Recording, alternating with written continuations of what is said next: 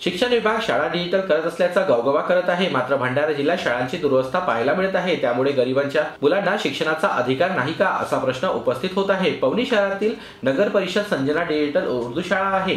नाव digital असल्यामुळे आपल्याला वाटत असेल शाळेच्या आतमध्ये डिजिटल रूम, कम्प्युटर लॅब असेल किंवा कम्प्युटरवर विद्यार्थी शिक्षण घेत असतील, मात्र प्रत्यक्षात शाळेमध्ये गेल्यावरच खरं काय सत्य समोर येईल। या शाळेसमोर नगर परिषदेने नवीन बोर्ड लावत डिजिटल असा उल्लेख केला आहे, मात्र आतमध्ये ना प्रोजेक्टर ना कम्प्युटर अशी अवस्था पाहायला मिळत आहे। वर्गात फक्त नवीन डेस्क बेंच आणले आहे, मात्र कम्प्युटर संच अजून गेली अनेक वर्षापासून बंदच आहे। शिक्षकांनी याची माहिती वारंवार नगर परिषदेला दिली, मात्र नगर परिषद याकडे लक्ष देत नाही।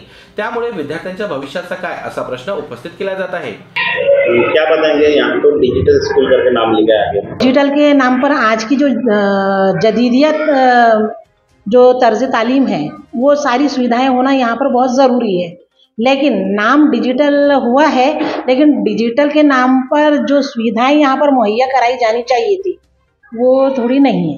यहाँ डिजिटल स्कूल है, आपने कभी कंप्यूटर कुछ चला है? नहीं। कौन सी सुविधा है यहाँ पे? यहाँ पे मतलब ऐसा कुछ है ही नहीं जो डिजिटल स्कूल में होना चाहिए। कुछ क्या डिजिटल क्लासरूम, डिजिटल कंप्यूटर ऐसा कुछ भी नहीं है यहाँ पे? नहीं। त्यामुळे गरिबांच्या मुलांना शिक्षणाचा अधिकार नाही का असा प्रश्न या निमित्ताने उपस्थित होत असून याविषयी नगर परिषद प्रशासनाने कॅमेऱ्यासमोर बोलण्यास नकार दिला आहे। त्यामुळे ही बातमी पाहिल्यावर लोकप्रतिनिधी तरी याची दखल घेत काय कारवाई करतात आता हे पाहण्यासारखं असेल।